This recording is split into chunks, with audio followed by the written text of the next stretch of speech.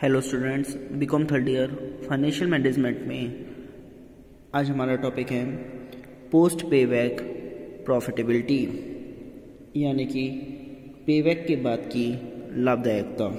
इसमें सुनिए पहले, जैसा कि पूर्व में बतलाया गया है, पेबैक पीरियड की परंपरागत उपागम में एक कमी यह भी है कि पेबैक पीरियड के आर्थिक जीवन में होने वाले विनियोग की लाभदायकता को ध्यान में नहीं रखा जाता है। इस कमी से छुटकारा पाने के लिए यह सुझाव दिया जाता है कि पेबैक पीरियड के बाद के आर्थिक जीवन में होने वाली बचतों की गणना की जाए। यदि अन्य बातें समान रहे तो उस परियोजना को प्राथमिकता दी जा सकती है जिसकी पेबैक पीरियड के बाद का लाभ आय सबसे अधिक हो। इस प्रकार के लाभ आय की गणना के लिए निम्न कदम उठाए जा सकते हैं। नंबर फर्स्ट है, आधिक्य जीवन सरप्लस लाइफ की गणना वर्षों में कीजिए।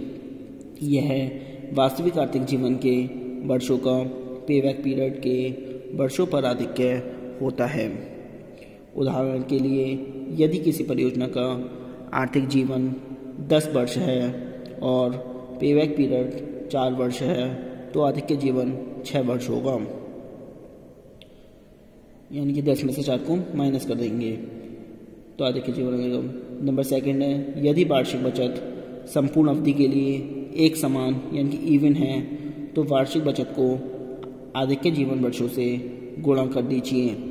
यह गुणनफल पेबैक पीरियड के बाद का कुल लाभ या आधिक्य बचत होगा। यदि वार्षिक बचत एक समान नहीं है तो आधिक्य जीवन के प्रत्येक वर्ष के बचत का योग ही पेबैक पीरियड के बाद का कुल लाभ होगा। नंबर थर्ड है, यह उत्तम होगा कि प्रत्येक दशा में आधिक्य बचत पेबैक पीरियड के बाद का लाभ में कबाड़ स्क्रैप का मूल्य जोड़ दिया जाए। नंबर फोर्थ, तुलना में स्पष्टता के लिए इस प्रकार के पेबैक पीरियड के बाद के लाभ को निर्देशांकों इंडेक्स नंबर में बदल दिया जा सकता है। इस प्रकार के परिवर्तन के लिए निम्न सूत्र का प्रयोग किया जा सकता है। इधर रखा है, इंडेक्स ऑफ सरप्लस सेविंग्स और index of post payback profit का मतलब बराबर होगा PPBPT यानी कि post payback profitability upon NI यानी कि net investment initial investment into 100। इसका सूत्र है, आगे देखिए। अब आता है हमारा न्यूमेरिकल में क्वेश्चन नंबर 13 सुनिए। The cost of A project is ₹15 lakh। It's working life is 15 years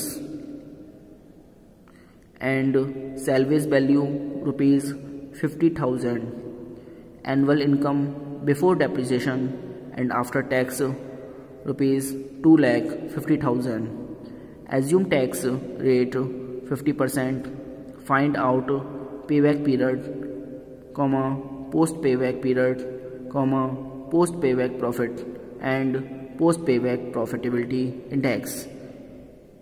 यानी कि एक परियोजना की लागत 15 लाख रुपए है, इसका कार्यशील जीवन 15 वर्ष है और अवशेष मूल्य 50,000 रुपये है। ह्रास से पूर्व कर के पश्चात वार्षिक आय 2,50,000 रुपये है। कर की दर 50% है। मानिए, ज्ञात कीजिए प्रत्यावर्तन अवधि के बाद की अवधि, प्रत्यावर्तन अवधि के बाद की अवधि के लाभ और प्रत्यावर्तन अवधि के बाद की लाभदायकता का निर्देशांक। अब इसमें सॉल्यूशन सुनिए। सॉल्यूशन में दे रखा है गिवन यानी cost of the project. Cost of the project कितना है ऊपर 15 लाख यानी इक्वल ₹15 लाख। फिर annual earning before depreciation and after tax दे रखा है annual income before depreciation and after tax is equal to ₹2,50,000।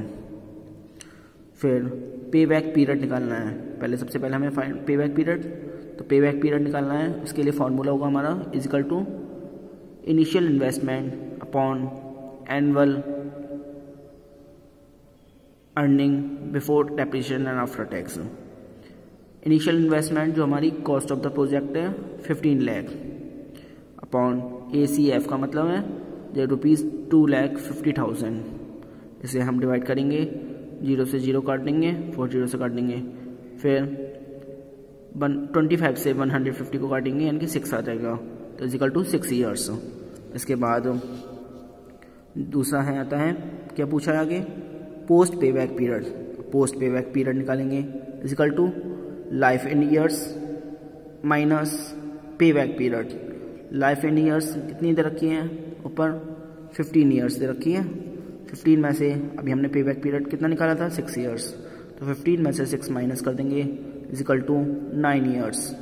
अब इसके बाद पूछा है post payback profit 3rd number पे, तो पोस्ट पे बैक प्रॉफिट बराबर total earnings plus salvage value minus initial investment.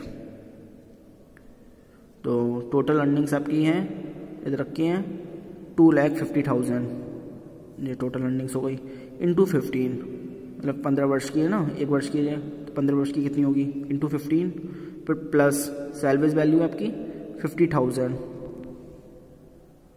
Salvage value 50,000 तो प्लस 50,000 माइनस इनिशियल इन्वेस्टमेंट यानी 15 lakh cost of the project.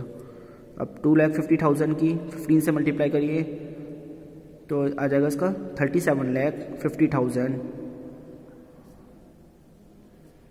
Plus 50,000 minus 15 lakh is equal to, अब 37,50,000 पे plus करेंगे 50,000 को 38 लाख। 38 लाख में से 15 लाख को माइनस करिए तो 23 लाख बचेगा। अब आगे पूछा है पोस्ट पे बैक प्रॉफिटेबिलिटी इंडेक्स, तो इसमें फॉर्मूला लगेगा post payback profit upon initial investment into 100। Post payback profit कितना आया था, यह आया था अभी आपका 23 lakh upon initial investment 15 lakh into 100। इसे हम कैलकुलेशन करेंगे तो इसका आ जाएगा इजिकल टू 153.33% आंसर। इसके सारे पॉइंट हो गए। देखिए सबसे पहले हमारा था पे बैक पीरियड, फिर पोस्ट पे बैक पीरियड निकाल दिया पोस्ट पे बैक पीरियड, फिर post payback profit, post payback profit हो गया। फिर बाद में पूछा है पोस्ट पे बैक प्रॉफिटेबिलिटी इंडेक्स, पोस्ट पे बैक प्रॉफिटेबिलिटी इंडेक्स, ये इसका सॉल्यूशन था। Next question,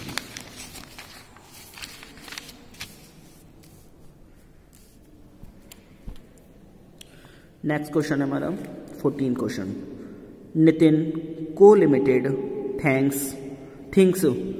Nitin co limited thinks to set up a project costing ₹10 lakh cash inflow bracket में before depreciation and after tax for the next 6 years are as follows. इसका मतलब है Nitin company limited 10 lakh रुपए की एक परियोजना के लगाने पर विचार कर रही है। ह्रास घटाने से पूर्व एवं कर के पश्चात रोकड़ अंतर प्रभाव अगले 6 वर्षों में निम्न प्रकार है।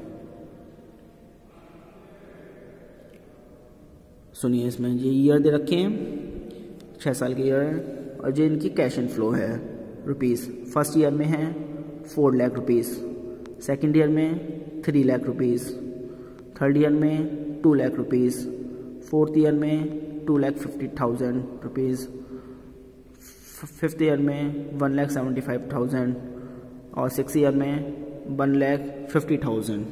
ये 6 साल की रखी हैं। आगे देखिए, on the basis of above information you are required to calculate, मतलब उपरोक्त सूचना के आधार पर गणना कीजिए।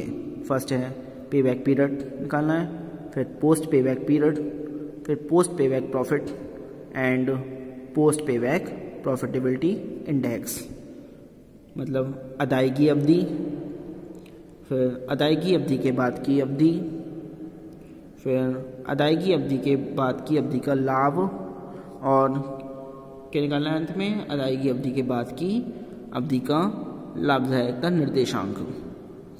सुनिए अब इसमें